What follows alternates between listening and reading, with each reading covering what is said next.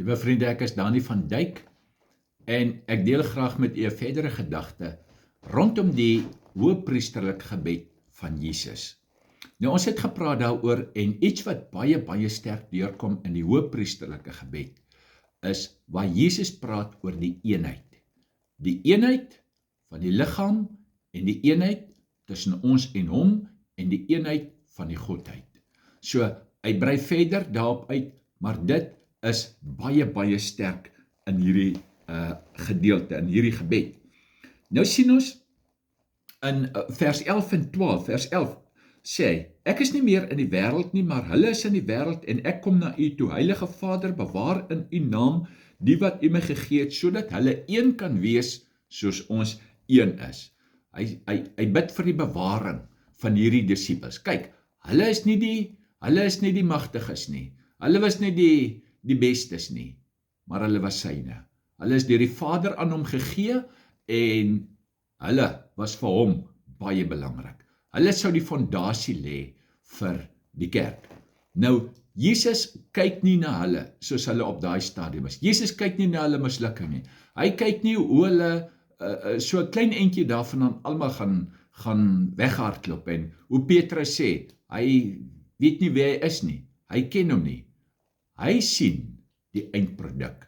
Hy sien wie hy op die ou end in hulle gaan wees, wat hy in hulle gaan doen en wat hy deur hulle gaan doen. Nou bid hy vir hulle bewaring. Hy sê, Vader, ek het oor hulle gewaak. Hy sê, hy was besorg oor hulle. Hy was die een wat alle probleme gefeis het.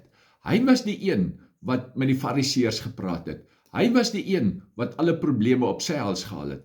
Hy was die een toe hy gevange geneem is, toe sê hy, laat hulle net gaan. So hy het oor hulle gewaak, hy het hulle beskerm, hy het hulle bewaar. As hulle in die boot was in die storm, dat hy by die berg gesit, en hy het vir hulle gebid, en hy het na hulle toe gekom, en hy het die storm stilgemaak. Hy het oor hulle gewaak, en hy sê, nie een het verlore gegaan, behalwe die seun van die verderf, Judas Iskariot. Dit was 'n Ou Testamentiese profesie, wat in vervulling gegaan het, Psalm 41 vers 10, kan u dit gaan lees, daar staan, hy wat in vrede saam met my brood geëet het sy hakskeen teen my opgelig. Ons gaan nou nie in detail daarin ingaan nie, maar dit was wie Judas Iskariot was. Judas Iskariot was nooit gered nie. Judas Iskariot was maar saam met hom gewees vir sy eie voordeel en vir dit wat hy uit dit kan kry. En dan, in vers 13, sê, maar nou kom ek na u toe, en ek spreek hierdie dinge in die wêreld, sodat my blydskap volkome in hulle kan wees. So dit sou die blydskap van Jesus wees, wat in hulle is. Dis 'n blydskap wat van binne afkom. Dis nie as gevolg van omstandighede, dis ongeag omstandighede sou die blydskap daar wees. Want blydskap is die vrug van die Gees. Die vrug van die Gees is liefde en blydskap. En dis wie hy binne in hulle gaan wees, wat gaan maak dat hulle blydskap gaan hê. Nie wie hulle gaan wees of enige eksterne situasie vir omstandigheid wat hulle hierdie blydskap gaan gee nie, maar hulle verhouding met hom, hulle verhouding met die Vader, die feit dat hulle gebed verhoor sal word, dit sou hulle die blydskap gee. Nou in vers 14 en 15 en 16 praat hy kom baie terug na die woord. Hy het die woord vir hulle gegee. Ek het hulle die woord gegee. Nou Jesus is die woord. Jesus is die woord wat gekom het, die woord wat vlees geword het, sê Johannes vir ons. So ons het vandag die Bybel. Dit is die geskrewe vorm, dis die geskrewe woord. Dis die logos. En wanneer hierdie logos in my hart lewendig word, wanneer hierdie logos in my hart geopenbaar word, wanneer dit in my gees lewendig word, dan is dit Rema. Jesus is die woord. So dit sou wees wie hy in hulle is. Ek het u woord vir hulle gegee. En nou kom hy en hy verduidelik in hierdie gebed hoe daar 'n skeiding gaan kom tussen lig en duisternis, die wêreld en hierdie wat aan hom behoort. Nou in ons tyd is dit baie sterk kom dit deur. Die verskil tussen die lig en die duisternis. En daardie lyn word al duideliker en al duideliker. Soos ons nader gaan na die eindtyd, so word hierdie skeidslyn baie duidelik. Nou sê, die wêreld gaan hulle haat, want hulle het hom eerste gehaat. En sien ons dit dan baie duidelik vandag, die felle haat, want u sien, dis twee koninkryke. Dis die koninkryk van die lig, dis die koninkryk van die duisternis. Daar's twee vaders. Dis die vader van die leuen en dis God die Vader. En die wat aan die vader van die leuen behoort en die wat aan God die Vader behoort. En dis twee koninkryke. Dis twee botsende koninkryke teen mekaar. En Jesus sê, maar die wêreld het hom eerste gehaat. So as ons vandag ervaar dat die wêreld ons haat, dan moet ons weet, ons is op die regte plek. Ons is op die regte pad, want die wêreld het Jesus eerste gehaat. Met 'n baie felle haat het die wêreld hom gehaat. Hulle is nie van die wêreld nie. Hy sê, hulle is nie van die wêreld soos ek nie van die wêreld is nie. So behoort hulle aan hom en uit die aard van die saak ook ons. Ons behoort aan hom.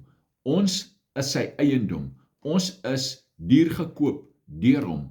Hy het deur dit gegaan, waardeur hy gegaan het, om ons vry te koop, om ons los te koop, sodat ons aan hom kan behoort, sy eiendom kan wees, sodat hy binne in ons kan doen, ook dit wat hy in hierdie paar disippels gedoen het. Maar dan kom hy in vers 17 en baie interessant as hy sê, heilig hulle in die waarheid, u woord is die waarheid. So, hier kry ons die definisie van heiligmaking. Heiligmaking sou nie iets wees wat ons in ons eie krag en vermoë doen, 'n sekere perk van heiligheid bereik deur sekere dinge te los en sekere dinge te doen en ander nie te doen nie. Dit sou wees die kontak met die woord. So ons kontak met die woord sal ons heilig. En Jesus is die woord. So dis my kontak met Jesus wat my heilig. Dis hy wat binne in my is, wat heilig is, wat my heilig.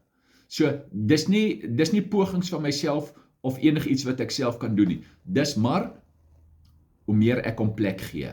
Nou ons het gepraat oor ons is gees, siel en liggaam. In my gees is ek volkome een met hom. Ek is in hom en hy is in my en ek sit in hom aan die regterhand van die Vader. Maar hier kom dit by die siele wêreld, daar waar ek met hom kontak maak, waar ek my aan hom oorgee, waar ek my toespits op sy woord, waar hierdie woord wat hy is, binne in my lewendig word, geopenbaar word en waar hy homself kom meedeel aan my, waar hy binne in ons werk. Andrew Murray sê, heiligmaking is nie 'n werk wat ek doen nie. Hy sê dis 'n werk wat God doen. Hy sê maar God doen dit in die hart wat voor hom oopgestel is. En so bid Jesus vir die disippels en so bid hy vir elke een van ons. Ek is op sy gebedslys. Ek is op sy hande ingegrafeer. Daar's 'n brief in die hemel wat geskryf is met my naam op. En Jesus is daardie brief. My naam is in hom ingegrafeer, dit in die hemel, in gedagtenis gekom, want die Here Jesus is daar, en hy verteenwoordig my, en soos hy vir hierdie disippels gebid het, so draai elke een van ons voor die Vader in. Mag die Here u baie ryklik seën, mag hierdie waarheid 'n deel van u lewe wees, mag dit 'n openbaring vir u wees, mag die Rema woord, die goddelike openbaring, elke dag u deel wees. Die Here seën u baie ryklik.